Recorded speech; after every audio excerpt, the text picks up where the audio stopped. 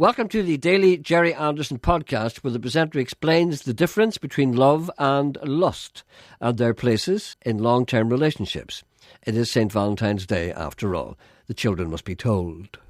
Jerry, love is caused by a chemical imbalance in the brain. Unfortunately, by the time the balance is restored, you find yourself surrounded by bawling wains, a hormonally challenged wife, and 40 years of future debt. The only cure for love is marriage. How long does love last? There's two types of love. This is Valentine's Day. We talked about this before, and I want to see if you can remember. There are two types of love. Love is love stroke lust, and the other one is love stroke like.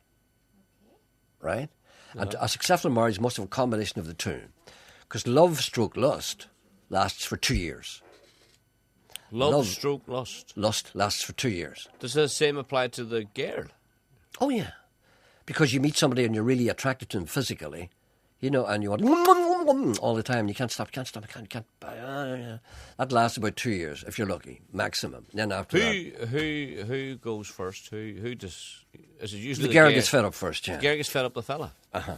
Yeah, but, you know, it's very much, kind of it's a dead heat, if I may use the expression.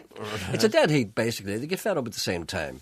You know the time, let's go to bed this afternoon. And then they go, no, I'm not tired. That kind of thing. So that's love stroke lust. That's the thing that lasts about 2 years. Now, if you don't like the person, a divorce follows the third year. You have to love a person plus lust plus love. Love, lust, love. The 3 L's. Right. Love, lust, like. Love comes first. Lust comes first. Wait a minute, now, let's get this right. You love somebody? No, you lust somebody. Lust comes first. Yeah, but do you think, when you lust after somebody, you think you love them. But that lust is first. But it comes with the love. You think that's what love is. So you meet somebody and you're very attracted to them and you say, I love her. I love her. See, that's basically not love, it's lust, basically. And right? she feels the same way about him. Oh, yes. And then if you get married on that basis, and you don't, but you can lust after somebody and not particularly like them. Do you know what I mean? You can. Do you understand what I'm saying? What are you saying? You can lust after somebody because they're physically attractive, but you don't particularly like them as a person. Just lust. Yeah, but some people think that's love, right? Yes. And I know this may be not the thing for Valentine's Day, but I can't think of any other better day to talk about it. I have to warn these people out there. Because if you're going with this girl and she's lovely, beautiful, lovely body and everything, I love her, she's beautiful, she's lovely. Like Jordan or somebody. You know what I mean? You could hang in with Jordan, even though she's horrible, but you'd hang in there because look at me with her. Wow! That kind of thing. I would think of wee Sally out of Coronation Street. There are a few factories remaining in Ulster, globalisation and Chinese sweatshops putting paid to our own dark satanic shirt factories. They've also put paid to the presenter's routine of factory outside broadcasts. Not a bad thing in itself. Do you remember when we used to do outside broadcasts before Hugo did them all? Do you remember? Right. We used to do outside broadcasts. We'd go to a bra factory in Cookstown or somewhere like that. And we'd go the day before. And the manager would say, come on, I must show you around the place. You have to meet old Jimmy. You never went the day before. I went the day before. Don't be ruining the story. I know. And they'd say, you have to meet old Jimmy. He's great crack. Oh, he's great crack. You never meet. He's the life and soul of the whole place. You have to meet him. And I would say, no, we'll show you meet him on the day. Oh no, you have to meet him. He's full of crack. He's full of yarns. He keeps the whole place going. So then again, what you do is you arrive there in the morning. And you say, where's old Jimmy? You say, that's him over there. And you see old Jimmy in the corner. You say. And then the first thing you do is you're going to start the programme well. So you go over and you say, hello, Jimmy. And Jimmy goes... and he runs away. Relationship advice now for Mr. Coyle, using the only language he understands, the language of the Old West. If only he could remember who he is supposed to be. Do you understand what I mean when I'm talking to him about love, lust, like? Do you understand what I mean? Oh, yeah. What about Jimmy Stewart? Do you remember the film Shenandoah? Do you remember the film Shenandoah? Me? Yes. Do you remember the film Shenandoah? What did he say to his daughter? I don't know. What did he say to his daughter? I can't do Jimmy Stewart, but I'll try. I don't know. He's sitting on the porch, and his daughter is there, and she says, I'm going out with Jeb. Who? Jeb. Jeb? Jeb. And Jimmy Stewart said, Jeb. Jeb. And he says, yeah. Daddy. And she says, I love him, Daddy, I love him. He said, I know you love him, but do you like him? Oh, do you like him? Can you do that? You do that. No, I'll do her. I do want to do her. No, I want to do her. Daddy, I love Jim. I love him. What's my line? I know you love him, but do you like him? I know you love him, but do you like him? That was Gregory Peck. No, it wasn't. It was. It wasn't. I know Gregory Peck when I hear him. Gregory Peck is shaking his cheeks. Do you like him? I know you love him, but do you like him? That's Gregory Peck. That is Gregory That Peck. is Gregory But you're Peck. nearly Gregory Peck. Yeah, what, Jim? What's Give me Jim? Jimmy Stewart again. Jim! I've got a cold. I love Jim. I love him, Daddy. Oh, I know you. Okay, I've got to get down there. Yeah, I can't down get down there. See, down this there. cold. Down there. I know you love him. That's it. I know you love him, but do you like him? Still a wee bit of Gregory Peck. Yes, in I there, know. but it's less than there was before. But it's Anyway, never mind that. Romance continues to be a theme which, combined with routine motor maintenance, has reached some of the wilder parts of the county of Tyrone and further. You're loud and clear here in Dungannon. Could you please talk to Patsy and Francie and the other boy and ask them what attracted them to their partners? Well, it's difficult. It's ducty Patsy. It's hard to get them in the one spot there. But I'll try and imagine what they would have said. Patsy, Francie and Barney. You see, Patsy's the body work, right? And he would say, she had a queer chassis on her.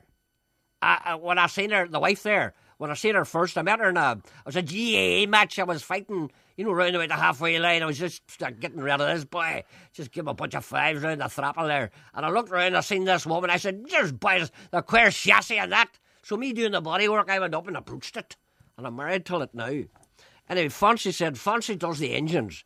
And he said, I met, and she could go like the clappers.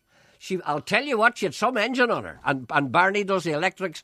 And he says, when he seen her, his eyes lit up. You worked that one well. One of the rules of radio is that never listen to the listeners. They listen. That's why they're called listeners. They're not to be listened to. Mr. Coyle has yet to learn that lesson, maybe because he's one of them. Thank you very much, sir. Happy Valentine's Day. Same to you, Jerry. Bye. Any Bye. chance you could put on a wee Jerry Reid song today? Jerry Reid, Sean's a big fan of Jerry Reid, therefore I cannot go near him. Well, any particular one, Andy? Will you stop? Up to you. Anything. No, tell us. Give us a song. Eastbound Down if you have it. What? Eastbound Down if you have it. You got that? No. Bound down. Something. Eastbound down. Eastbound down. Yeah. Eastbound down, Jerry. All right then. Thank you. Right. Thank you. Bye. Okay. Bye. You should encourage these people. You're That's what encouraging you him. do. Well, what about call 2? A bird has been found at handy on Valentine's Day. A yellow bird with markings. Yellow bird with markings way up in banana tree. In Strabane it is, Strabane area. Across the border to Lifford, I think is. Yellow bird with markings. Its bird is found in Strabane today. The role that film star Barbara Stanwyck played in the teenage years of Coylus Interruptus has been told many times ad nauseum on Radio Ulster. We return to it today with the publication of a new work of artistic merit. John McMenamin has thought about this, and he's written a poem called The Big Valley. What do you think about that? Mr. Coyle, when just a lad, to the cinema did go. His gansy ripped and torn, his short pants hung down low. His little hands were grubby, he rubbed them on his thighs. A mere line of bum fluff hair grew between his eyes. Across the aisle he saw a man with shoes of alligator. Sean did not approach, that was to come much later. Sean loved a western, where cowboys ruled the land. He settled back deep in his seat with his lolly in his hand. A stagecoach galloped across the screen. Bad men lay in wait. Sean watched with open eyes. Oh, what would be their fate? The driver threw the strong box down. The outlaws yelled with glee. A lady stepped out from the coach with a nylon-covered knee. The lady stood there with long blonde hair and said, I'm Kentucky Kate. Holding up stages and stealing wages is something I sure hate. She threw up her frock. Oh, what a shock. 2 derringers in her hand. She killed the gang with a bang, bang, bang, then pulled out a sequined fan. Sean looked up at this goddess, the most famous of all stars, and marvelled that the derringers had been so close to her drawers. Her golden hair flew wild and free, on her lovely face a frown. It was Barbara Stanwyck. Changed Sean's life. then she suddenly bent down. He'd never seen such a deep ravine, a cleft between the rocks. Sean cried, "By golly!" dropped his lolly, and shivered in his socks. Such a sight to see for a lad so wee. He felt his face redden.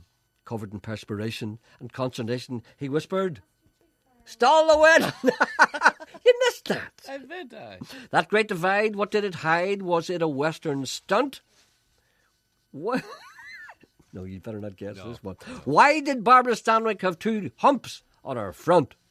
Sean gleeked and Sean peeped, trying to understand a deep ravine he'd never seen on any normal man. Sean was loath to call them a growth, but something wasn't right. The one on the left was an identical twin of the other one on the right. What can he be? Thought the lad so wee. I thought I knew, by heck. Why does Barbara Stanwyck have two saddlebags round her neck? The film moved on, but little Sean had no interest in the plot. All he thought of Barbara Stanwyck and what a lot she'd got. The film nearly over. In the final scene, the camera showed a graphic close-up of the great ravine. Like a scalded pup, Sean jumped up, ran into the night. His brain had overloaded. He would never, ever be right. He had seen too much, too young, and by such his vanity stole away. Twisted and bent, a great believer in Lent, Sean would always stay. What Sean saw on the silver screen has left Sean a wreck. Barbara Stanwyck in her deep ravine is an albatross round his neck. He became a moaner, interrupter, groaner, a creature of the night, an ancient mariner, a strange tale carrier, and a terrible, terrible sight. He lives in fright, can't sleep at night. Boobophobia, doctors say. He gets up so grumpy to face another day, he would bleat like a goat at an open coat and said, "Put that away!"